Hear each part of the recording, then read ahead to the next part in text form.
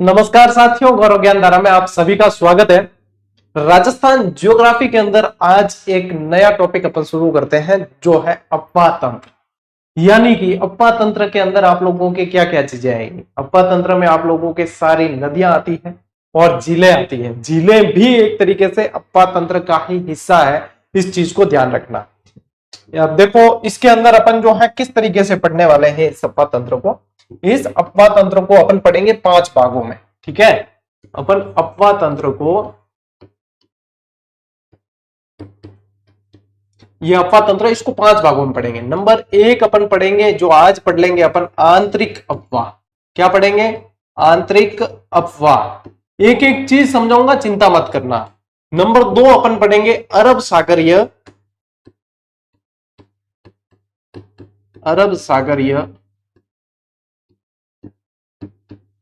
अफवाह। ठीक है। नंबर 3 पढ़ने वाले हैं अपन बंगाल की खाड़ी की। अच्छा, कंफर्मेशन बताओ, आवाज बराबर आ रही है कि नहीं? बोल गया। देखो मेरे टारगेट ये रहता है कि हाँ, बच्चों को बढ़िया तरीके से क्लास करवानी है, क्योंकि राजस्थान के लाखों विद्यार्थी पढ़ रहे हैं यहाँ से नियमित। तो दिमाग में सीधी वही थॉट आती है, बातें ही नहीं की आज तो मतलब सीधी शुरू कर दी। आवाज बराबर है कि नहीं टावरा? है रेडी? रेड है? Yes sir, yes sir, okay okay, ठीक है, ठीक। चलो फिर आती है अपने बंगाल की खाड़ी का अफवाह। नंबर 4 पे आती है, नंबर 4 पे अपन पढ़ेंगे खारे पानी की झीलें।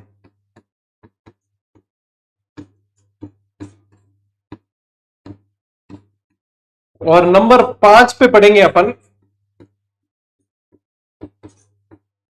मीठे पानी की झीलें। लगभग लगभग 7-8 क्लास का मैटर है। ज्यादा मतलब बड़ी क्लास भी अपन लेंगे तो भी 5-6 क्लास तो हो ही जाएगी। ठीक है, खारे पानी की मीठे पानी की झील करके ऐसे हो जाएगी। तो आंतरिक अफवाह मैं आप लोगों को यूट्यूब पे करवा दूंगा। बाकी जो है आप लोग अपने पेड कोर्स से पढ़ लेना। ये बाकी अरे कहना सही भी नहीं लगे, नहीं क्या गुरु जी आप मतलब ये मत क्या करो। करेंगे अपन भी, लॉन्च करें क्या पेड कोर्स? नहीं करते हैं, चलो यहीं पे पढ़ते हैं, कोई दिक्कत नहीं। ठीक है, चलो ये मैं यूट्यूब पे करवाऊंगा, बाकी सारे भी यूट्यूब पे करवाऊंगा, चिंता मत करो। ठीक है, अब देखो समझ लेते हैं कि भाई चीजें क्या कैसे होती हैं। ठीक है, चीजें क्या कैसे होती है। अब मैं मतलब मुझे ये लगता है, मैं मतलब कह भी दूं ना आप लोगों को कि पेड कोर्स, तो आप लोग ज्यादा सीरियसली लोगे नहीं। ठीक है, आप लोगों के एग्जाम तक तो, जिनके grade 3, first grade, second grade 2026 वाले होने वाले, तब तक तो मैं अभी तक भी पेड कोर्स लॉन्च करने के मूड में नहीं हूं। यानी कि लगभग साल भर आप मान सकते हो कि हाँ, तब तक तो अपने लगभग 1 मिलियन सब्सक्राइबर भी हो जाएंगे। राजस्थान के अंदर कोई चैनल ऐसा नहीं होगा जिसके पास 1 मिलियन सब्सक्राइबर होने जा रहे हो और जिसका पेड कोर्स नहीं आता, अपने जीजीडी को छोड़कर। ठीक है, ये नॉट रेस्पॉन्डिंग क्यों आ रहा है आप लोगों के? देखो किसकी नजर लगी रहे। ये नक्शा मैं ले रहा हूं, चलिए इसको शामिल करेंगे, इसको आज लेकर रहेंगे, इसको शामिल करके और फिर आप लोगों को बढ़िया तरीके से अफवाह समझाता हूं। अब राजस्थान करंट अफेयर्स का जो कह रहे हैं, आप लोगों के लिए करंट अफेयर्स पे ही काम चल रहा है। मैं आप लोगों को चलिए एक सूचना दे देता हूं इस बहाने, थोड़ा सा साथ दे दे। तू जरा साथ दे तो और बात है, पूरी धरा साथ दे तो और बात है। चलने को तो चल सकते हैं एक पैर पे भी। हाँ, होगोगे? वो कह रही हो कि मैप डैमेज होगा। हाँ चलिए, मैं आप लोगों को एक सूचना दे रहा था, आप लोगों के लिए जिनके वरिष्ठ अध्यापक का एग्जाम है सितंबर में, और जिनके आपके चतुर्थ श्रेणी कर्मचारी का भी एग्जाम है, तो आप लोगों के लिए एक शानदार एमसीक्यू की बुक जो है अपन करंट अफेयर्स की। ठीक है, किसकी? करंट अफेयर्स की जो है एमसीक्यू, मंथ वाइज एमसीक्यू की बुक जो है, लास्ट फाइनल काम चल रहा है, प्रूफ रीडिंग चल रही है, ये हम आप लोगों को देने वाले हैं। ठीक है, तो करंट अफेयर्स का पूछ रहे थे और करंट अफेयर्स के आप लोगों के सेशन भी लगाएंगे, चिंता मत करो। अब बताओ इसके अंदर, इस बुक के अंदर फैक्ट भी जोड़े हैं क्या अपन? 6 महीने के विचार है हमारा। आप लोगों को पता है, गुरु जी कर चुके होंगे, खाली मजे ले रहे हैं। तो चलिए, ये एमसीक्यू बुक के साथ में जो है 6 महीने के, किसके लास्ट जो है आप लोगों के 6 महीने के फैक्ट्स भी आप लोगों को जोड़ कर देंगे, वन लाइनर फैक्ट्स जोड़ देंगे, जिससे आप लोगों के और बढ़िया रिवीजन होगी। ये एमसीक्यू बुक जो आएगी ये आप लोगों के पूरी पूरी व्याख्या के साथ आएगी। कैसी आएगी? व्याख्या सहित और व्याख्या भी तगड़ी। ठीक है, व्याख्या सहित और व्याख्या भी तगड़ी। अब इसमें मैं आप लोगों को ये जो देने वाला हूं ना, ये 12 महीने के देने वाला हूं। अब जैसे कि अपने टेस्ट सीरीज जो आप लोगों ने जैसे 2024 वाली भी प्रैक्टिस किया होगा, लेकिन अब वो उसकी वैलिडिटी पूरी हो गई तो हट गई है, तो लास्ट 6 महीने के यानी कि जुलाई से जुलाई आपको दे देंगे, जुलाई से जुलाई तक की आप लोगों को दे देंगे 12 महीने की पूरी एमसीक्यू और 6 महीने के उसी के अंदर फैक्ट्स जोड़कर दे देंगे। राजस्थान करंट अफेयर्स की बात कर रहा हूं। ठीक है, तो आप लोगों के ये सुविधा। इसके अलावा आप लोगों के इसी पर आधारित क्लासेस भी लगाएंगे, सस्ती पड़ेगी। मॉडल पेपर भी अभी आप लोगों को पता है लॉन्च किए जो वरिष्ठ अध्यापक के, मैंने वीडियो नहीं बनाया, कल बनाऊंगा। मात्र 90 रुपए के अंदर मॉडल पेपर लॉन्च किए हैं आपके ऑफलाइन वरिष्ठ अध्यापक, और मात्र 120 में है चतुर्थ श्रेणी के, क्योंकि चतुर्थ श्रेणी में थोड़े से पेज ज्यादा है। ठीक है ना, उसमें 120 क्वेश्चन है, उसमें 100 ही है, तो विद ओएमआर और विद एक्सप्लेनेशन मात्र इसमें ही है। मार्जिन हमारा कुछ नहीं रखा है हमने, और सिर्फ आप लोगों के लिए ताकि आप प्रैक्टिस कर लो, और ये भी इसी आधार पे निकालेंगे, चिंता मत करो। ठीक है, ठीक टाप, अब समझ गए। अब चलते हैं आगे। अब करंट अफेयर्स की आप लोगों की चिंता खत्म कर दी, और मोस्ट ऑफ जहां तक इसका मैं कह सकता हूं कि जैसे 10 प्रश्न बनने हैं, बहुत शॉर्ट एंड स्वीट किताब आएगी ये, और 10 प्रश्न बनने तो उसमें से आप लोगों के 8 से 9 प्रश्न इसमें से कवर हो जाएंगे।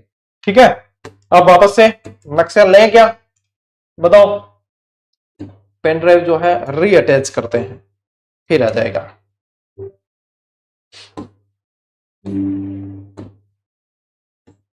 आजा भाई, नाटक मत करे, शाबाश।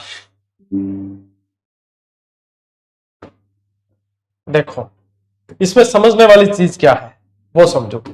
इसमें समझना यह है कि यहां क्या है ए और ये है बी, यानी कि ये तो है आप लोगों के अरब सागर, अरब सागर। ठीक है, और ये है आप लोगों के बंगाल की खाड़ी, बंगाल की खाड़ी। अब देखो पानी है, नदी में क्या है पानी, तो पानी किसी न किसी तरफ चलेगा। अब यहाँ पे अपने ये पड़ती है, ये क्षेत्र जो पड़ता है अपने, ये अरावली हिल्स है। ये क्या है? ये आप लोगों के अरावली हिल्स है। अब अरावली हिल्स से कुछ नदियां आप लोगों को पता है इस तरफ जाएगी, कुछ नदियां इस तरफ पानी ले जाएगी, और कुछ नदियां इस तरफ पानी ले जाती है। इसीलिए इसको कहा जाता है महान विभाजक जल रेखा, अरावली को। ठीक है, अब इधर वाली नदियां जो है अपना जल यमुना में और फिर गंगा में, और गंगा आती है बंगाल की खाड़ी के अंदर। तो यहां पे जो जल ले जाएगी और अपना जल किसी न किसी नदी में मिलकर बंगाल की खाड़ी तक पहुंचा देगी, वो नदियां कहलाएगी बंगाल की खाड़ी के अपवा वाली नदियां। और ये वाली जो नदियां हैं ये देखो दो जगह जाएगी, एक तो जाएगी यहाँ पे कच्छ का रण है, एक तो कच्छ का रण है, और एक खंबात की खाड़ी है। ये क्या है? खंबात की खाड़ी। लेकिन चाहे इन दोनों में से किसी में भी, चाहे ये अरब सागर का ही हिस्सा है तो ये कहलाएगी अरब सागरीय नदियां।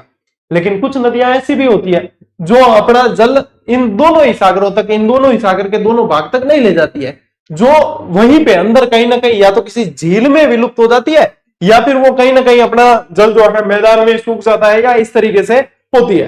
तो वहां पे वो नदियां जो कहलाएगी वो आंतरिक अपवा की नदियां कहलाती है। यानी कि वे नदियां जो किसी भी समुद्र तक अपनी जल राशि नहीं पहुंचा पाती, वो आंतरिक अपवा की नदियां हैं। ठीक है, इन्हीं को रुंडित नदियां भी बोलते हैं। इन्हीं को क्या बोलते हैं? रुंडित नदियां भी बोला जाता है। इसलिए अपन पढ़ते हैं कि घग्गर को रुंडित नदी कह दिया, बाण गंगा को रुंडित कह दिया। तो रुंडित नदी इन्हें कहा जाता है जो आंतरिक अपवा की नदियां होती है। आगे बात समझ में? तो ये अपवा तंत्र आप लोगों को इस तरीके से ध्यान रखना है। अब अपवा क्या होता है? अपवा तंत्र क्या होता है? देखो आप लोगों को बार बार कुछ शब्द पढ़ने को मिलेंगे इस टॉपिक में। एक तो पढ़ने को मिलेगा अपवाह तंत्र। ठीक है, एक तो अपवाह, एक जल ग्रहण क्षेत्र, जल ग्रहण क्षेत्र ये पढ़ने को मिलेगा, एक बेसिन क्षेत्र ये पढ़ने को मिलेगा। तो बेसिन कहो या अपवा कहो एक ही बात होती है। और अपवा क्या है कि एक नदी है और उसमें बहुत सारी नदियां आकर अपना जल ला रही है, मिला रही है। ठीक है, बहुत सारी नदियां जल मिला रही है, तो वो सारी सहायक नदियां जो है उस अपवा तंत्र को बनाती है। जैसे अपने पूरा शरीर के अंदर भी देखो कोशिका तंत्र होता है, एक नस से कई सारी नसें अटैच होती है, वैसे ही ये भी एक तंत्र का निर्माण करती है, वो अपवा तंत्र है। जल ग्रहण क्षेत्र क्या है कि एक नदी है, अब उसमें कहां से आकर पानी मिल रहा है। मान लो कोई नदी इस पहाड़ से निकल रही है, कोई इस पहाड़ से निकल रही है, और वो पूरा क्षेत्र, वो पूरा अपवा तंत्र में तो होती है नदियां और उसकी सहायक नदियां, लेकिन वो नदियां कहां से जल ला रही है, कौन सी पहाड़ी से आ रही है, कौन से क्षेत्र से ला रही है, वो पूरा ही क्षेत्र उसका जल ग्रहण क्षेत्र कहलाता है। क्या कहलाता है कि जल कहां से ग्रहण हो रहा है, वो क्या कहलाता है, जल ग्रहण क्षेत्र। और बेसिन और अपवा एक ही चीज है, बेसिन और अपवा एक ही चीज है। ये चीजें सब शब्द पहले समझ में आ गए तो क्लास बहुत इजी हो जाती है। ये भी समझ में आ गया आपको अरब सागरीय अपवा क्या होता है, बंगाल की खाड़ी का अपवा क्या होता है। आगे बात समझ, फिर बढ़ते हैं अब आगे। देखो अब अपवा तंत्र क्या है, देखो नदियों और सहायक नदियों से बड़ा प्रारूप या तंत्र जो है वो अपवा तंत्र कहलाता है। और जल ग्रहण क्षेत्र क्या होता है, जिन क्षेत्रों से नदी अपना जल बहाकर लाती है। मान लो कोई ला रही है सेवर की पहाड़ियों से ला रही है, कोई नाग पहाड़ी से ला रही है, ठीक है, तो वो पहाड़ी और उसका क्षेत्र पूरा का पूरा भौगोलिक क्षेत्र जो आता है वो जल ग्रहण क्षेत्र के अंतर्गत आता है। तो हो सकता है बाय द वे एग्जामिनर ऐसे भी प्रश्न पूछ ले तो आप लोग सही करके आओगे, ठीक है। अब देखो जल की दृष्टि से, ठीक है, राजस्थान में देश का उपलब्ध सतही जल कितना है, क्या पूछा है, सतही जल कितना है। सतही जल और भूमिगत जल अलग होता है। सतही जल जो नदियों के रूप में बह रहा है, ऊपर बह रहा है, तो वो कितना परसेंट है, तो राजस्थान के अंदर 1.16% है। और इसमें भी ध्यान रखना, इसमें भी सर्वाधिक यदि पूछे कि सर्वाधिक किसके अंदर है, तो सर्वाधिक सतही जल राजस्थान के अंदर चंबल नदी में है। कहां है, चंबल नदी के अंदर सर्वाधिक सतही जल है। सर्वाधिक सतही जल कहां है, चंबल नदी में। और राजस्थान में अपने को ध्यान रखना 1.16% है। ये सीधा सीधा पूछा जाने वाला सवाल है, ठीक है। ठीक था, देखो राजस्थान में कुल जलग्रहण क्षेत्र कितने, जलग्रहण क्षेत्र बता दिए तो अब आप लोगों के लिए क्या आसान हो जाएगी चीजें, क्या हाँ ये है, नहीं तो एक तो डायरेक्ट रट्टा मारना है। चाहे आप अपनी मेरी भी किताब पढ़ रहे हो तो भी उसमें लिखा हुआ है जलग्रहण क्षेत्र कितने, डायरेक्ट रट्टा मारोगे, है ना। तो यहाँ पे अब ध्यान रखना है जलग्रहण क्षेत्र कितने हैं, 16 है। और इनके उप जलग्रहण क्षेत्र जो है वो कुल मिला के अपने 58 है, ठीक है ना। 16 है और ये 58 है। अब राजस्थान में सर्वाधिक नदियों वाला संभाग है, सबसे ज्यादा नदियां कौन से संभाग में है, तो अपने याद रखना कोटा संभाग। किसके अंदर है, कोटा संभाग के अंदर, कोटा संभाग, ठीक है। अब देखो राजस्थान में सबसे अधिक नदियों वाला जिला, जिला पूछे तो चित्तौड़गढ़, जिला पूछे तो चित्तौड़गढ़। तो ये बेसिक जानकारियां हैं जो आपको ध्यान में रखनी है, और ये ध्यान में रखनी ही पड़ेगी क्योंकि ये सीधे सीधे बनने वाले सवाल है, ये मक्खन सवाल है, डायरेक्ट पूछे एग्जामिनर, ठीक है भाई। देखो आप लोग ध्यान से देख लो क्लास, आप लोग नहीं देखोगे तो कहीं ना कहीं एग्जामिनर चोरी चुप के कानी आंख से देख रहा होगा, बना देगा सवाल जहां पे मैं कहूंगा ये खतरनाक है वो बना देगा, फिर बाद में मत कहना गुरुजी आपने पढ़ाया तो था लेकिन हमने ध्यान नहीं दिया। क्योंकि ये कमेंट बहुत ज्यादा आते हैं मेरे पास, जो थोड़ी सी लापरवाही कर लेते हैं बच्चे।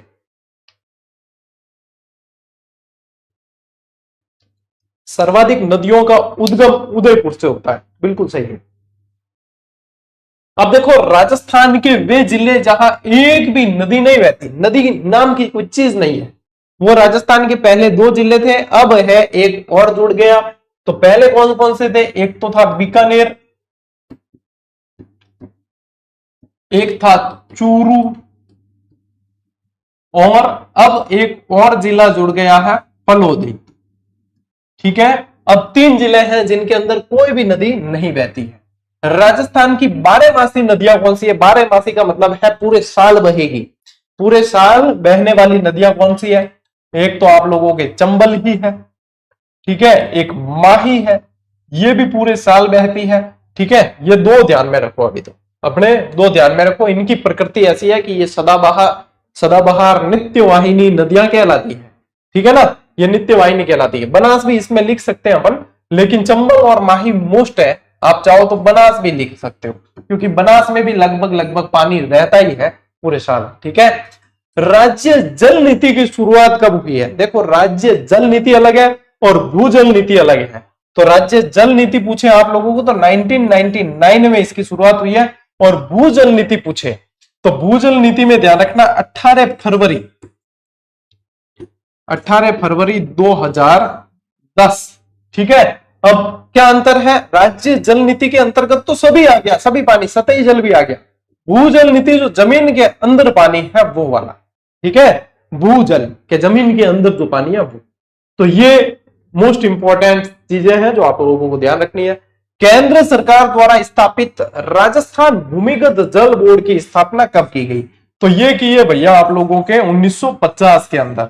लेकिन ये भी ध्यान रखें कि 1955 में राज्य को इसका प्रशासन सौंप दिया, राज्य को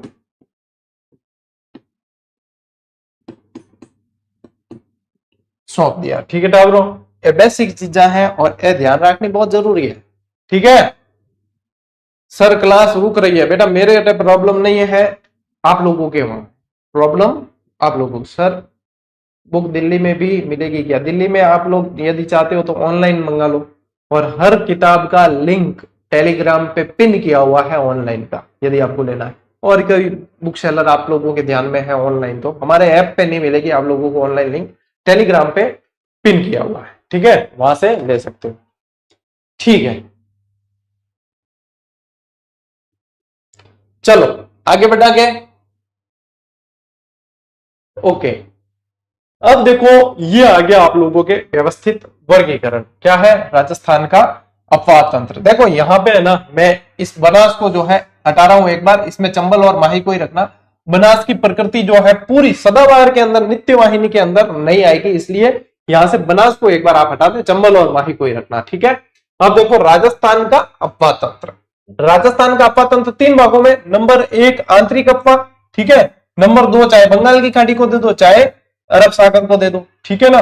तो इस तरीके से ध्यान रखना। अब आप लोगों के जो ध्यान देने वाली चीज है वो ये है कि इसमें परसेंटेज पूछा जाएगा कि सबसे ज्यादा अपवाह जो है कौन सा भाग रखता है ये। तो आंतरिक अपवाह सबसे ज्यादा जल रखता है। ये देखो आंतरिक अपवाह के अंदर 60%, आंतरिक अपवाह टोटल अपवाह का 60% हिस्सा रखता है। इसके बाद में जो अपवाह में सेकंड नंबर पे आती है वो बंगाल की खाड़ी की आती है 24%, और अरब सागरीय आती है 16%। अरब सागरीय नदियां कितने परसेंट आती है? 16% आती है। हाँ बेटा, बनास जो है कई जगह सूख जाती है, बिल्कुल सही है, ठीक है ना, इसीलिए नित्यवाही में उसे नहीं काउंट कर सकते। तो यहां पे अपने ध्यान रखना, सबसे ज्यादा पूछेंगे तो आंतरिक अपवाह करना है, बंगाल की खाड़ी में 24% है, और अरब सागरीय अपवाह तंत्र 16% हिस्सा रखती है। ठीक है, अब यही वो चीज है, देखो अरब सागर यहां पे, अरब सागर, और यहां पे आप लोगों के ध्यान रखना है अपने बंगाल की खाड़ी का अपवाह। अब यही चीज, ये देखो, ये गुजरात वाला सीन मैंने आप लोगों को समझाया भी था कि ये है आप लोगों के कच्छ का रण, और ये है आप लोगों के खंबात की खाड़ी। ठीक है, गुजरात के ये जो खुले हुए मुंह के जैसा आकार दिखता है, यहाँ पे इसके 2 भाग दिखते हैं, और ये मैंने आप लोगों को बहुत अच्छी तरीके से समझाया हुआ है, बड़े चित्र में बताया हुआ है। तो आप लोगों की ये चीज क्लियर रहनी चाहिए कि कच्छ का रण क्या है, खंबात की खाड़ी क्या है। क्योंकि अभी अपन आगे जैसे जैसे बढ़ेंगे तो देखेंगे कि कुछ नदियां कच्छ के रण में जा रही है, कुछ खंबात की खाड़ी में जा रही है, ठीक है ना। तो ठीक है, चलो नेक्स्ट देखो, राजस्थान का आंतरिक अपवाह। अब नेक्स्ट लेवल जो प्रश्न आप लोगों के नेक्स्ट बनने वाला है इसके अंदर, वो ये है कि आपसे पूछेंगे कि निम्न में से कौन सी नदी आंतरिक अपवाह की नहीं है। और बिल्कुल शॉर्ट एंड सिंपल ट्रिक है, मैं जब भी पढ़ाऊं आई ट्रिक बताऊं, क्योंकि मैंने आई याद है। हो सकता है मेरे से भी अच्छी कई बच्चों ने ट्रिक बना रखी होगी, या किसी शिक्षक ने भी बना रखी होगी। अपन इस बात को स्वीकार करते हैं, यानी कहोगे नहीं सर्वे सर्वा हम यार, दूसरा कैसे बना सकता है, ऐसी बात नहीं है। ठीक है, बना सकते हो सकता है बनाई होगी, लेकिन मैं जब से कंपटीशन की तैयारी करता था तब से मुझे यही चीज याद है, इसलिए मैं यही लिखवाता हूँ बच्चों को भी कि याद कर लो, घसा मेरो काकारो, बिल्कुल बस एकदम सिंपल है कि कौन इम। और नदियां वीक पॉइंट है ना बेटा, अब मजबूत हो जाएगा। ये 3-4 क्लास नदियों की देख ली, नदियां बिल्कुल खत्म है, मतलब नदियां खत्म नहीं है, नदियों से संबंधित अपनी जो समस्या याद करने की वो खत्म है। ठीक है, नदियां खत्म कर दी तो त्राईमाम हो जाएगा। तो घसामेरू काकारू याद करना ना, बिल्कुल शॉर्ट एंड सिंपल ट्रिक है। अब देखो इसके अंदर कौन कौन सी नदियां आती है, इसके अंदर आ जाएगी आप लोगों के घग्गर नदी, जो आंतरिक अपवाह की सबसे मुख्य नदी है। ठीक है, और इसके अंदर आ जाएगी आप लोगों के साबी नदी, इस सा से साबरमती मत कर देना। ठीक है, इसके अलावा आप लोगों के आ जाएगी इसके अंदर मैंथा नदी, इसके अंदर आ जाएगी आप लोगों के रूपनगढ़ नदी। कौन सी आएगी? रूपनगढ़ नदी। इसके अंदर आएगी आप लोगों के कांतली नदी, और क्या आएगी इसके अंदर? काकने नदी, काकने नदी आएगी, और रूपा रेल, उदयपुर वाली। ठीक है, रूपा रेल नदी। तो ये आप लोगों को ध्यान में रखनी है। ये सारी नदियां आप लोगों के मोस्ट इंपॉर्टेंट कौन सी? एक तो घग्गर, एक मेंथा, एक कांतली, ठीक है, एक काकने, एक आई शाबाश, एक रूपारेल, ठीक है, एक रूपनगढ़ और एक साबी। अब जिसे ट्रिक से एलर्जी हो सकता है, कई बच्चे ऐसे भी आते हैं, गुरुजी क्या ट्रिक बता दो बार बार, सीधा बताओ ना, तो सीधा लिख बेटा गग्गर, ठीक है, साबी, रूपारेल, रूपनगढ़, कांतली, काकने और मेंथा। तो सीधो भी मतलब ट्रिक से भी बाद में आप सीधा निकाल सकते हो, लेकिन मैं बताता हूं क्योंकि कई सारे बच्चे मेरे जैसे मंद बुद्धि है, तो वो क्या है कि उनको इस तरीके से याद अच्छे से रहता है, मिक्स नहीं होता फिर। तो ये चीज याद रख लो ऐसे, ठीक है, कि घसा मेरू काकारू, और ये जो है आप लोगों के आंतरिक अप्पा की नदियां हैं, इन्हें क्या ध्यान रखोगे, इन्हें रुंडित नदियां भी कहते हैं।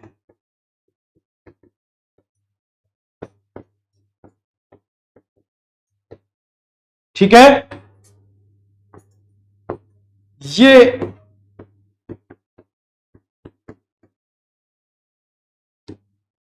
नदियां अपना जल किसी भी समुद्री भाग तक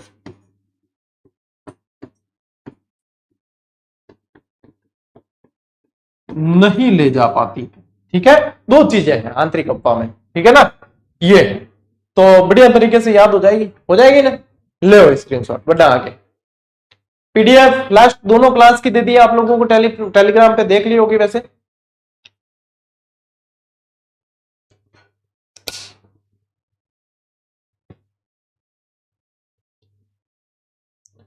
नेक्स्ट देखो गग्गर नदी। अब आते हैं अपन एक एक नदी पर डिटेल पढ़ते हैं। गग्गर नदी, सुन लो पहले मेरी बात, कान खोल के सुन लो मेरी बात, सभी बातें बंद कर दो। मतलब बात यह है कि गग्गर नदी के बारे में बता रहा हूं कि कोई डांट आट को नहीं है। गग्गर नदी जो है आप लोगों के हिमाचल प्रदेश में शिवालिक की पहाड़ियों से निकलती है। इसकी लंबाई वैसे 465 किलोमीटर पड़ी जाती है, और राजस्थान के अंदर कहते हैं कि 156 किलोमीटर ये बहती है। अब ये बहते बहते आती है हिमाचल से होते हुए, फिर पंजाब हरियाणा होते हुए अपने राजस्थान में प्रवेश करती है। राजस्थान में प्रवेश करती है ये टिब्बी हनुमानगढ़ से प्रवेश करती है, लेकिन प्रवेश करने से पहले हरियाणा के अंदर ओटू झील बनाती है। ये कौन सी झील बनाती है? ओटू झील। बताओ देखे सही है कि नहीं है? बिल्कुल। और फिर हनुमानगढ़ के अंदर तलवाड़ा झील का निर्माण करती है। ठीक है, फिर धीरे धीरे धीरे आगे बढ़ी और सूरतगढ़ तक पहुंच गई। सूरतगढ़ तक पहुंची, और वैसे इसका कहते हैं कि ये अंत हो जाता है बटनेर दुर्ग के पास ही, जो अभी स्कूल व्याख्याता में प्रश्न भी बना था कि बटनेर दुर्ग के पास में समाप्त हो जाती है। लेकिन जो है धीरे धीरे थोड़ा पानी आया ज्यादा तो सूरतगढ़ तक आ गई। सूरतगढ़ से फिर आगे धक्का लगा के अब तो बाढ़ की स्थिति है भैया, क्या अब आएगी बाढ़? तो अपने राजस्थान वाले सीधे कहते हैं जाओ भेजो पाकिस्तान, मारो साल। तो फिर वहां से जाती है सीधी पाकिस्तान के फोर्ट अब्बास तक, यानी कि नुकसान पहुंचाना तो पाकिस्तान में जाके, तो वहां से फोर्ट अब्बास पाकिस्तान तक चली जाती है। अब इसका जो अप्पा तंत्र है वो कहलाता है नाली।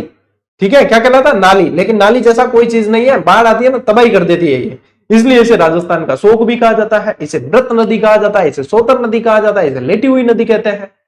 ये सारे इसके नाम है। इसे चितांग नदी कहा जाता है, मौर्य काल में इसे चितांग नदी कहते थे। इसी के बारे में कहा जाता है कि ये पुरानी दृष्टवती या सरस्वती नदी के अवशेष है। और दैट्स इट, आप लोगों के गग्गर नदी पूरी हुई। ठीक है, यही है बस। नदियां क्या है इसी तरीके से आप लोगों को याद करना है, कोई दिक्कत नहीं। और एक किंवदंती के अनुसार आवड़ माता ने इसका सारा पानी पी लिया था एक बार गुस्सा हुए तब। ठीक है, ये सारी चीजें आप लोगों को पूछ सकता है एग्जामिनर, इसके आगे दोहरे हैं। अब देखो उद्गम स्थल क्या बताया आप लोगों को, अब तो आप लोगों को चीजें याद हो गई है ना। क्या बताया है? शिवालिक की पहाड़ियां। क्या बताया?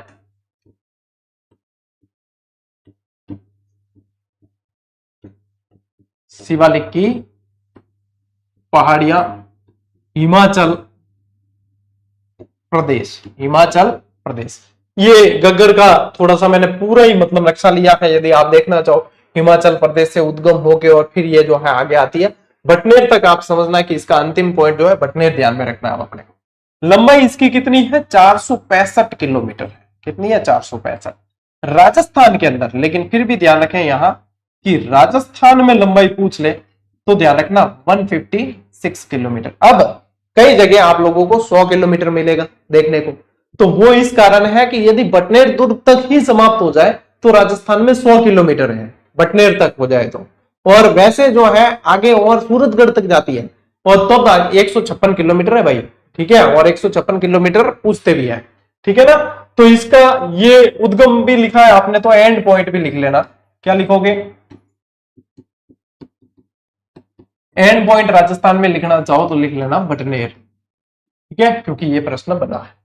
राजस्थान में प्रवेश इसका कहां से होता है?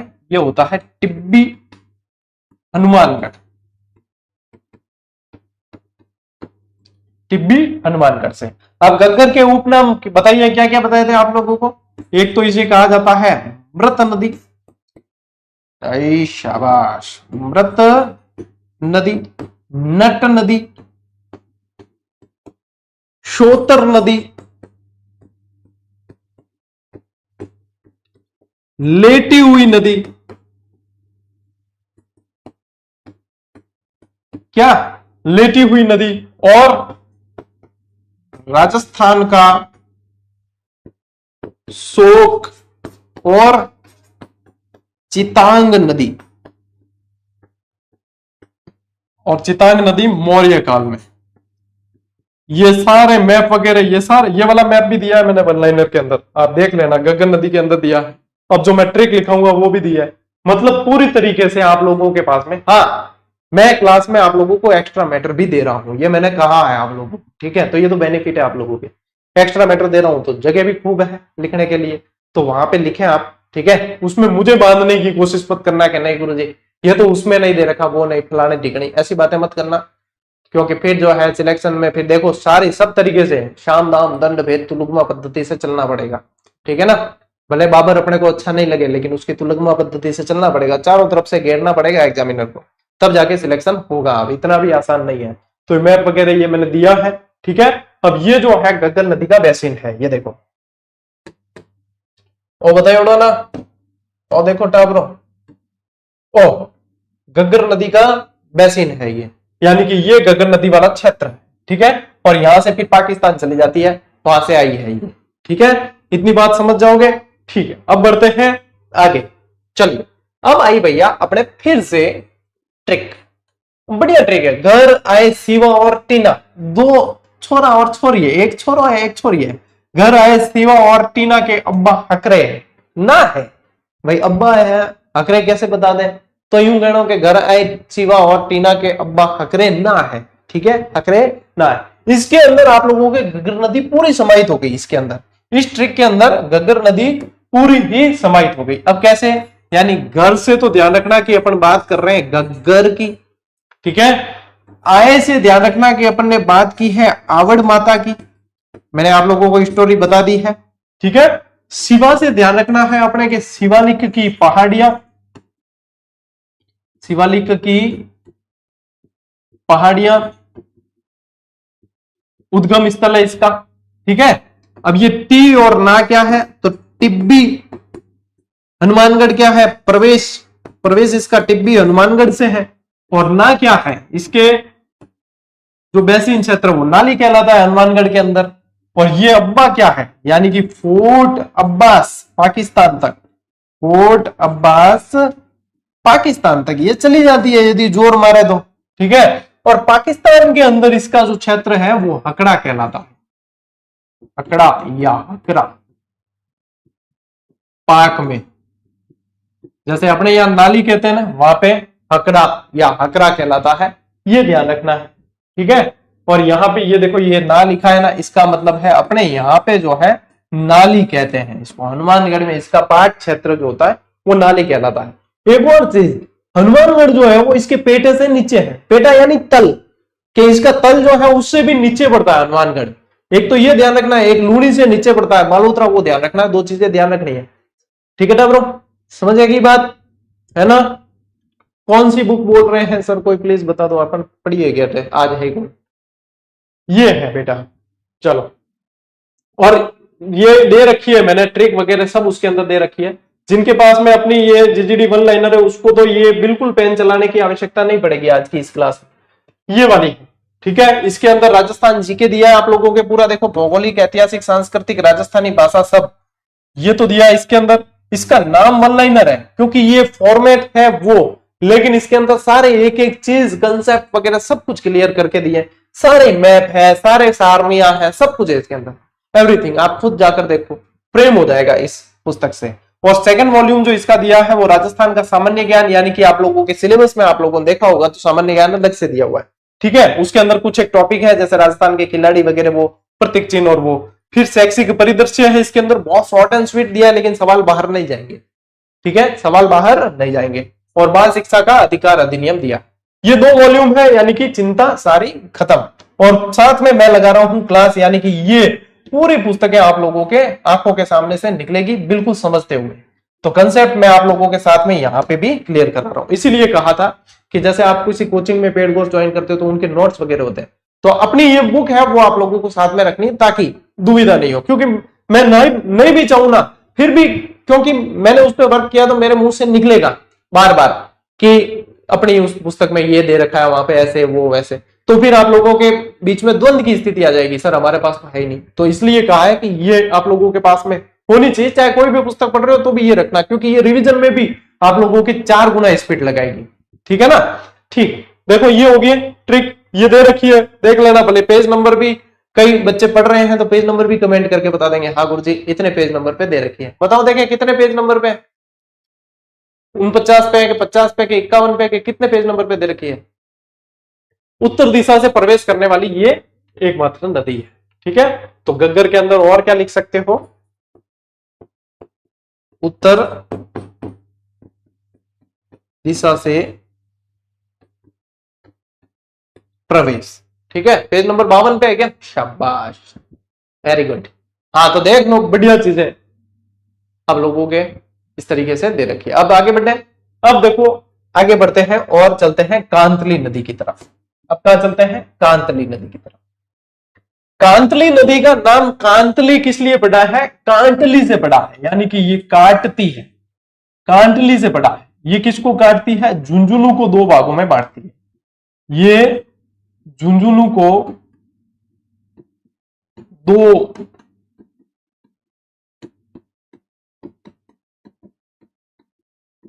बांटती है, इसलिए इसका नाम क्या पड़ गया, कांटली, कि ये नदी काटती है, इसलिए नाम कांतली। अब देखो उद्गम, खंडेला की पहाड़ियां सीकर से इसका उद्गम होता है, ठीक है। खंडेला की पहाड़ियां सीकर से उद्गम होता है। उपनाम शेखावाटी की गंगा और मौसमी नदी इसे कहा जाता है। इसे क्या कहते हैं, शेखावाटी की गंगा और मौसमी नदी कहा जाता है। इससे बनने वाला एक एक प्रश्न आप लोगों के बोर्ड पर है। विशेषता क्या है इसकी, विशेषता है कि पूर्णतः बहाव की दृष्टि से आंतरिक अप्पा की, यहां पे ध्यान देना है। अब देखो ये चीज आप लोगों को लैंग्वेज समझनी है, ये लैंग्वेज ऐसे समझनी है कि यदि डायरेक्ट पूछेंगे ना आप लोगों को कि आंतरिक अपने जो है पूर्णतः बहाव की सबसे लंबी नदी कौन सी है राजस्थान में, तो फिर उसमें बनास आएगा। 480 किलोमीटर आता है कई जगह उसकी लंबाई 512 किलोमीटर है। लेकिन यहां पे पूछेंगे ना आपको कि आंतरिक अप्पा की पूर्णतः बहाव की, देखो पूर्णतः बहाव क्या है उसको समझो, यानी कि राजस्थान से ही उसका उद्गम हुआ है और राजस्थान के अंदर ही वो किसी न किसी नदी में जाकर मिल जाएगी, यानी कि राजस्थान से बाहर किसी राज्य में कदम तक नहीं रख रही है, इतनी संस्कारी नदी है, ठीक है ना। तो ऐसी नदी है, तो वो बनास है, क्योंकि बनास जो है चंबल के अंदर राजस्थान के अंदर ही मिल जाती है। रामेश्वरम में त्रिवेणी होता है तो वहीं पे जो है ये चंबल बनास सीप मिल जाती है, तो ये भी बाहर नहीं जाती। तो सबसे लंबी पूर्णतः बहाव की पूछेंगे तब तो आप लोगों की बनास है। लेकिन ये पूछा क्योंकि बनास आंतरिक अफवाह की नहीं है, बनास है बंगाल की खाड़ी की अफवाह की। ये पूछा कि अपने आंतरिक अफवाह की संस्कारी बहु क्या रहे, ये किसी ने कमेंट किया संस्कारी बहु का, हाँ मतलब संस्कारी बहु कह सकते हैं, यानी दूसरे राज्यों में दहलीज के बाहर कदम तक नहीं लगा है।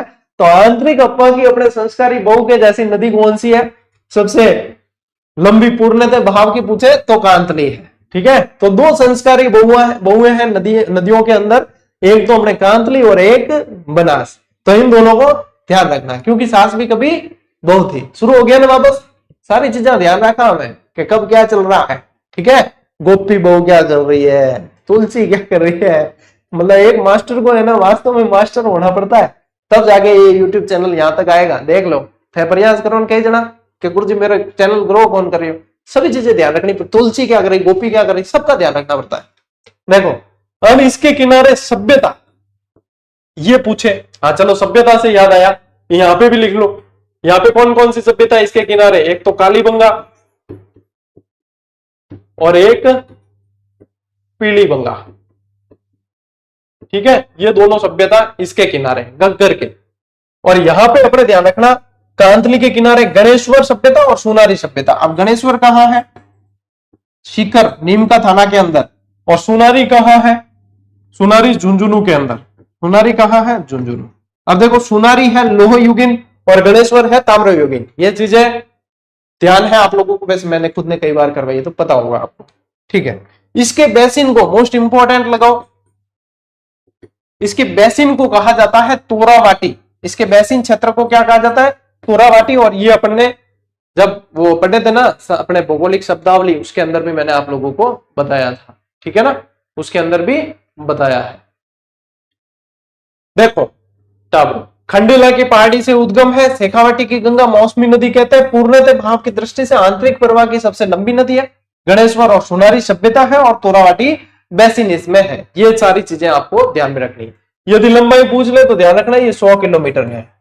ये कितनी है, 100 किलोमीटर। वैसे लंबाई के पचड़े में मत पड़ना, लंबाई हो सकता है कई पुस्तकों में अलग अलग दे रखी हो, तो पहले हम भी कंपटीशन तैयारी करते हैं, नए नए हूस चढ़े हुए होते हैं, बहुत पढ़ते थे लंबाई इसकी कितनी है बताओ, उसकी कितनी है, फिर कोई क्या 480 बना इसकी, किसी के 512 लिखा हुआ। फिर मैंने हालांकि इस पे बहुत एनालिसिस किया और फिर देखा कि वाटर रिसोर्सेज के अनुसार अलग है, दूसरे कोई साइट है उसके अनुसार अलग बता रहा। आप लोगों के पास में इतना समय नहीं होगा, ठीक है, माता पौड़ी करने का, तो बढ़िया तरीके में मतलब जिस चीज की क्लियर है कि हाँ सभी की एक, सभी पुस्तकों में इस नदी की सेम मिल रही है तो याद करना, किसी में डिफरेंस मिल रही है तो गोली मारो, आगे बढ़ो। अब देखो रूपनगढ़ नदी, रूपनगढ़ नदी उद्गम इसका होता है सलेमाबाद की पहाड़ियां किशनगढ़ से, ठीक है, सलेमाबाद की पहाड़ियां किशनगढ़। अब सलेमाबाद कौन से संप्रदाय की प्रधान पीठ है, निम्बार्क संप्रदाय, यानी कि इसके किनारे निम्बार्क संप्रदाय की प्रधान पीठ है। ये नदी सांबर झील में गिरती है। अब देखो सांबर में गिर गई यानी कि किसी समुद्री भाग तक तो पहुंची नहीं, तो ये कैसी हुई, आंतरिक अप्पा की हुई, ये कैसी हुई, आंतरिक अप्पा की। इसके किनारे निम्बार्क संप्रदाय की प्रधान पीठ है। इससे जो है आप लोगों के 3 प्रश्न बनते हैं और तीनों के तीनों यहां। फिर ध्यान करो रूपा रेल नदी, ये है उदयनाथ की पहाड़ियां, थानागाजी अलवर से इसका उद्गम होता है। अलवर में ही है ना थानागाजी, कोटपुतली में तो नहीं चला गया, थानागाजी अलवर से उदयनाथ की पहाड़ियों से इसका उद्गम होता है। कुशुलपुर भरतपुर के अंदर यह विलुप्त हो जाती है, कुशुलपुर नामक स्थान पर भरतपुर में विलुप्त हो जाती है। यहां पे इंपॉर्टेंट लगाना, इसके जो है आप लोगों को उपनाम से प्रश्न पूछते हैं। इसे लसावरी या वराह नदी के नाम से भी जाना जाता है। अब बताओ अजमेर के कौन से शासक ने वराह मंदिर का निर्माण करवाया था। वराह मंदिर और 12 मंदिर अर्णोराज मालवा के नरवर्मन को पराजित किया। याद आनी चाहिए चीजें, हालांकि अपने आगे आना सागर झील आएगी उसमें बता दूंगा मैं आप लोगों को, है ना, हाँ ठीक है। तो ये ध्यान रखना लसावरी या वराह नदी के नाम से इसे जाना जाता है। तो ये दोनों नदियां आप लोगों के आंतरिक अफवाह की ही है, ये दोनों भी आप लोगों के आंतरिक अफवाह की। ले स्क्रीनशॉट बढ़ेंगे आगे।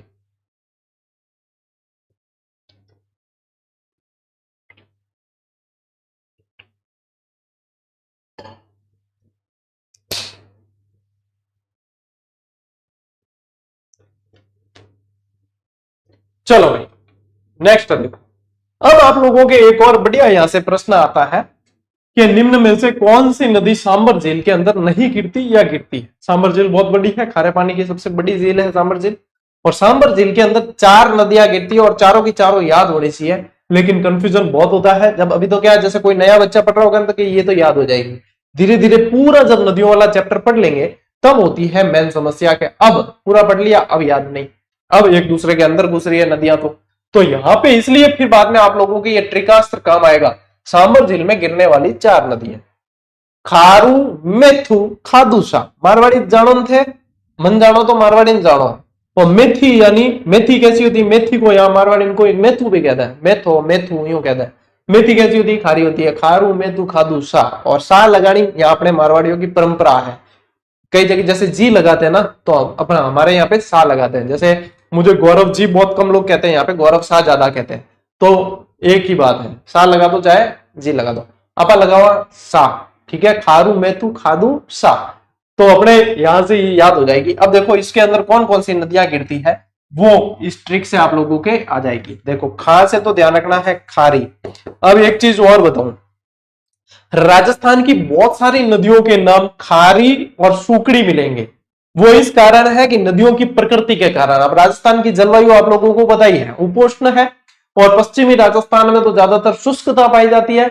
तो ज्यादातर नदियां कैसी होती है, या तो सूख जाती है, तो उनका नाम हो जाता है सूकड़ी, और या फिर खारेपन की उनके अंदर क्या होती है, अधिकता, तो इसलिए नाम खारी, ठीक है। तो यहां पे अपने क्या ध्यान रखना है कि ये एक नदी खारी इसके अंदर भी मिलती है। अब अपन बनास नदी तंत्र पढ़ेंगे तो खारी वहां पे भी पढ़ेंगे, विजराल की पहाड़ियों से उद्गमित करवाएंगे। तो यहां पे अभी ये ध्यान रखो, एक तो खारी मिलती है, एक मिलती है रूपनगढ़, रूपनगढ़, एक मिलती है मेंथा नदी। कौन सी मिलती है, मेंथा। इसको मेढा भी कई जगह पढ़ोगे आप, क्या पढ़ोगे, मेढा नदी भी पढ़ोगे, या इसको मंथा नदी भी पढ़ोगे, कई जगह लिखा हुआ, कंफ्यूज मत होना। एक आपके मिलती है खंडेला नदी, ठीक है। क्या गुरुजी ये सा क्यों लगाया, अरे भाई सांबर में गिरती है ना, ये भी तो ध्यान रखना पड़ेगा। तो यह है टाबरो कि जहां जहां कंफ्यूज हो सकते हो आप, कि कंफ्यूजन जहां जहां बनता है, मैं पहले क्लियर करने की कोशिश करता हूं कि हाँ ये कंफ्यूजन बनता है कि खारी नदी गुरुजी यहां बता दी, हमने तो बनास नदी तंत्र में पढ़ दी, बता दिया आप लोगों को प्रकृति इसकी, ठीक है। दूसरा कंफ्यूजन ये होता है कि कई जगह इसका नाम मेढा मिलता है, कई जगह मंथा मिलता है, तो ये आप लोगों को मैंने यहां पे बता दी, ठीक है। तो इसलिए जहां जहां कंफ्यूजन की संभावना मुझे लगती है इतनी तो मैं बता देता हूं, फिर भी कोई 2-5% रह जाए तो गूगल बाबा जिंदाबाद, ठीक है, कर लिया करो कभी गूगल, ठीक है ना। हाँ, लेकिन उसमें भी ऑथेंटिक सोर्सेज देखना, गूगल में भी फालतू की चीज ज्यादा आती है, तो उसमें ऑथेंटिक सोर्सेज देखना कि इसके पीछे सोर्सेज क्या दिए गए हैं, नहीं तो फिर फॉरवर्ड इन क्या खाटे खल्डी से, खाटे खल्डी मतलब गूगल बात है, खाटे खल्डी जो हम टाइम नहीं लगे, है ना। चलिए अब देखो ये रही अपने सांबर झील, सांबर झील ये रही, यहां से आप लोगों के इसमें मेंथा नदी गिर रही है, ठीक है। ये डीडवाना कुचामन का हिस्सा लगता है अब यहाँ पे, ठीक है, यहाँ पे क्या लगता है, डीडवाना कुचामन का हिस्सा लगता है। एक तरफ से मेंथा गिर रही है, एक तरफ से आप लोगों के रूपनगढ़ गिर रही है यहां से, फिर एक तरफ से आप लोगों के खंडेला गिरेगी और एक खारी गिरेगी, और चारों नदियां जो है सांबर झील के अंदर गिरती है। आप लोगों के सीधा सर याद ये रहेगा, ऐसे ही रखना है बस। ले स्क्रीनशॉट ले लो। सांबर झील भी पढ़ाऊंगा आप लोगों को बहुत बढ़िया तरीके से, फ्लेमिंगोस बहुत ज्यादा आते हैं यहाँ पे, बहुत सारी चीजें हैं। अभी तो मैंने शुरू किया है, बुक्की पिक्चर तो डायलॉग है, ठीक है। आगे बढ़े, साबी नदी, साबी का जो नाम है एक्चुअली इसका नाम था साहिबी नदी, ठीक है। अकबर बांधे ना बंधु, इस तरीके से इसके कोटेशन भी है, इसके ऊपर कहा हुआ कोट है पूरा। यहाँ पे जयपुर ग्रामीण हटा देना, ग्रामीण नहीं है ये, जयपुर सिर्फ, ठीक है, सिर्फ जयपुर। तो अकबर ने एक बार बांधने का प्रयास किया था, कि बांध बनाने का प्रयास किया था, लेकिन ये बंदी नहीं थी, इसलिए एक कोटेशन प्रसिद्ध हो गया। तो खाली आप लोगों को यह ध्यान रखना है कि अकबर ने बांध बनाने की कोशिश की लेकिन बना नहीं पाया। देखो क्या पूछेंगे साबी से, सेवर की पहाड़ियां जयपुर से इसका उद्गम होता है। कहां से होता है, सेवर की पहाड़ियां जयपुर। अब एक सेवर भरतपुर के अंदर भी है, तो बता दूं ये वो वाला सेवर नहीं है। मैंने कहा ना आप लोगों के जहां जहां कंफ्यूजन की चांस रहती है वो मैं पहले ही बता दूंगा। तो ये सेवर की पहाड़ियां जयपुर वाली है, ठीक है। ये नदी रेवाड़ी हरियाणा से निकलकर फिर नफसगढ़ झील में विलीन हो जाती है। कहा जाती है ये नफसगढ़ झील में। अब कोटेशन ऐसा है कि अकबर बांधी ना बंधु ना रेवाड़ी जाऊं, लेकिन रेवाड़ी तो गई, अकबर बांधी नहीं बंधी, आ चीज है। तो रेवाड़ी हरियाणा से निकलते हुए नफसगढ़ झील में विलीन हो जाती है। और सभ्यता इसके किनारे है जोधपुरा, जो कहां है, कोटपुतली बहरोड में, कोटपुतली बहरोड के अंदर है। कौन सी सभ्यता है, जोधपुरा सभ्यता है इसमें। और अकबर ने बांध बनाने की कोशिश की थी, बांध बनाने का प्रयास किया था लेकिन बना नहीं पाया। तो ये चीज भी आप लोगों को ध्यान रखनी है। जोधपुरा कैसी सभ्यता बताओ, लो युगीन है या ताम्र युगीन, तो जोधपुरा है लो युगीन। ये नए बच्चे जितने हैं ना, जो न्यू एडमिशन है पहली दूसरी वाले, वो ध्यान देंगे कि जोधपुरा जोधपुर में नहीं है, कोटपुतली बहरोड में है, ठीक है। क्योंकि ये नए नए जो होते हैं बेचारे जूनियर्स, वो थोड़े सी इसमें परेशान हो जाते हैं कि जोधपुर है तो क्या, हाँ ये तो जोधपुर में ही होगी, तो ऐसा नहीं है। ठीक है, लोहयुगीन सभ्यता है और ये जो है आप लोगों के कोटपुतली बैरोड, ठीक ठाक, लोहयुगीन है। शाबाश, चले आगे। ओके, नेक्स्ट देखो, कांकनी नदी, उद्गम स्थल इसका कोटड़ी गांव है। कहां है? कोटड़ी गांव। कोटड़ी गांव कहां पड़ता है? अब जैसलमेर, जैसलमेर। अब देखो जैसलमेर कैसा है? सूखा है पूरा, लेकिन फिर भी नदी है। और फलोदी और बीकानेर और चूरू के अंदर नदियां नहीं है ना, तो ये भी ध्यान रखना। उपनाम इसका मसूरदी नदी है, मोस्ट इंपॉर्टेंट लगाओ। चलो, उपनाम मसूरदी नदी पूछेंगे। देखो एक तो मसूरदी, कंफ्यूज मत होना, और एक मैंने बताया था लसावरी। ये देखो लसावरी किसका है? रूपारेल का। मैं कह रहा हूं जहां कंफ्यूज होगे वहां तुरंत मैं आप लोगों के दूर करूंगा कंफ्यूजन। तो यहां पे ये ध्यान रखना, एक रूल याद करो। क्या याद करोगे? एक रूल यानी नियम। ठीक है, रू से रूपारेल और ल से लसावरी। ठीक है, रू से रूपारेल और ल से लसावरी, याद हो जाएगा तो आपके यहां पे समस्या नहीं होगी अब। ठीक है, कांकनी के अंदर क्या याद करोगे? काम। काकनी के अंदर काम कर, तो काकनी मसूरदी हो गया। हाथों हाथ कंफ्यूजन दूर। एक रूल बनाओ कि काम करना है, एक रूल बनाओ कि काम करना है, क्योंकि कर्म प्रधानता कभी पराजित नहीं होती। तो राजस्थान की सबसे छोटी नदी है, इसकी यदि लंबाई देखें तो कई जगह तो 17 किलोमीटर मिलती है और कई जगह 27 किलोमीटर मिलती है। चलो कोई बात नहीं, अपन दोनों याद रखेंगे। राजस्थान, और दोनों साथ में नहीं आएगी, साथ में आएगी तो क्वेश्चन डिलीट होगा। राजस्थान की सबसे छोटी नदी है ये। ठीक है, ये बुझ झील का निर्माण करती है, ये बुझ झील का निर्माण करती है जैसलमेर के अंदर ही। और इसके किनारे काक गणेश का मंदिर है। और यदि पूछे तो इसका संबंध मीठा की खाड़ी से है। किसके? मीठा की खाड़ी में जाकर गिरती है ये। क्या ध्यान रखोगे? मीठा की खाड़ी में गिरती है। काक गणेश जी का मंदिर कहां है? जैसलमेर के अंदर। वो इस नदी के किनारे है, वो इस नदी के किनारे है। ठीक है, आगे बात समझ? ठीक ठाक। अन्य अंत प्रवाही नदियां देख लेते हैं। ये तो जैसे अपन ने जो ट्रिक में देखी वो हो गई, जैसा मेरू काकारू, ये तो पढ़ लिया अपन ने। अन्य के अंदर देखो, एक तो कुकुंद नदी है, इसके ऊपर एक जलप्रपात भी है। बताओ कौन सा जलप्रपात है? दीर्घ जलप्रपात है क्या? दर जलप्रपात, दीर्घ जलप्रपात। एक द्रव्यवती नदी, ये द्रव्यवती नाला भी कहा जाता है जयपुर का। रोहिली नदी और नीमड़ा नदी। ठीक है, रोहिली और नीमड़ा नदी, ये भी ध्यान रखना साथ साथ में अन्य अंत प्रवाही नदियों के अंदर। और गग्गर में एक लाइन और लिख लेना कि इसी प्राचीन काल के सरस्वती या द्रवती नदी का अवशेष माना जाता है। ठीक है ना, वो ध्यान रख लेना।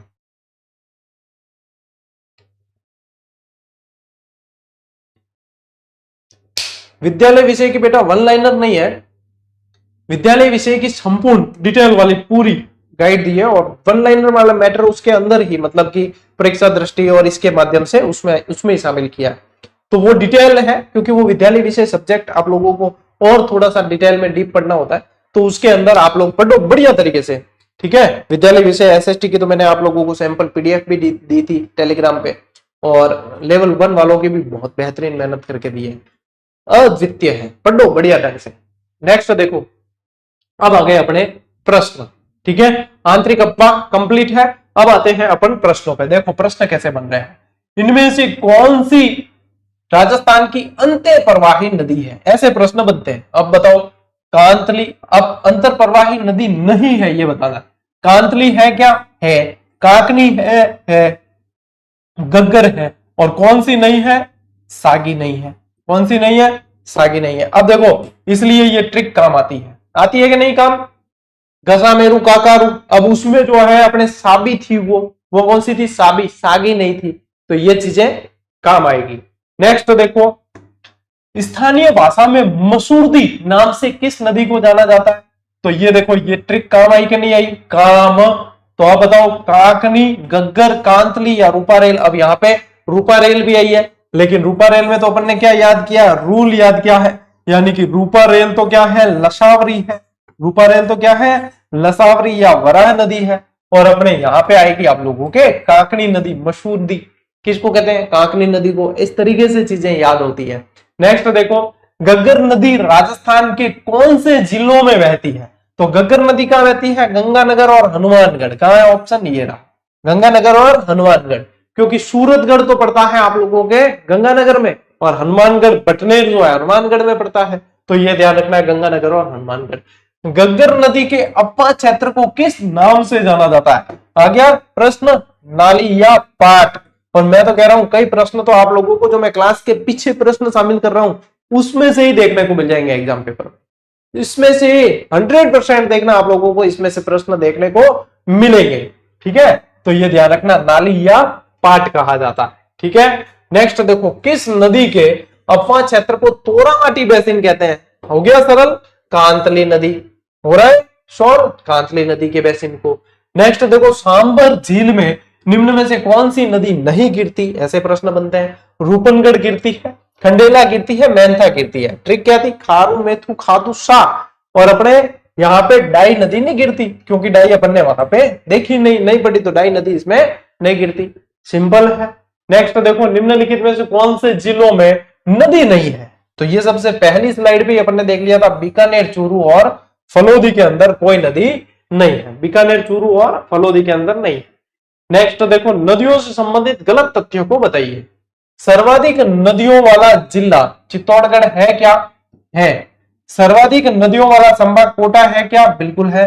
न्यूनतम नदियों वाला संभाग बीकानेर है क्या? बताओ देखें। न्यूनतम नदियों वाला जिला सवाई माधोपुर है क्या? नहीं है।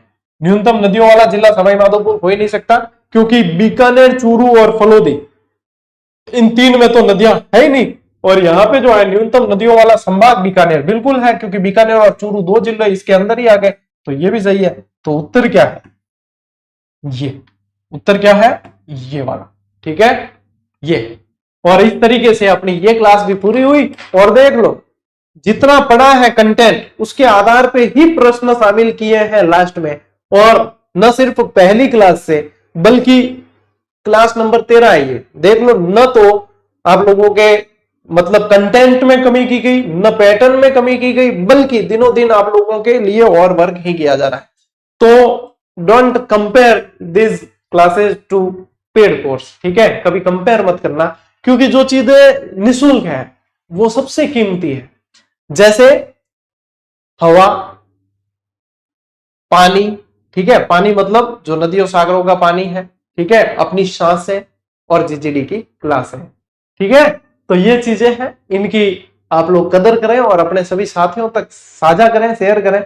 ऐसे बैच बहुत कम देखने को मिलेंगे आप लोगों को YouTube पर पूरी तरीके से। तो आशा करता हूं कि अपने सभी साथियों तक इसे साझा जरूर करेंगे। यही प्रेम है आप लोगों का और यही बॉन्डिंग है अपनी, कि ये क्लासें निरंतर चल रही है इसी तरीके से। ठीक है, चलिए साथियों, आज की क्लास में इतना ही। अब मिलते हैं अगली क्लास में, अगले सेशन में। तब तक के लिए राम राम, जय हिंद।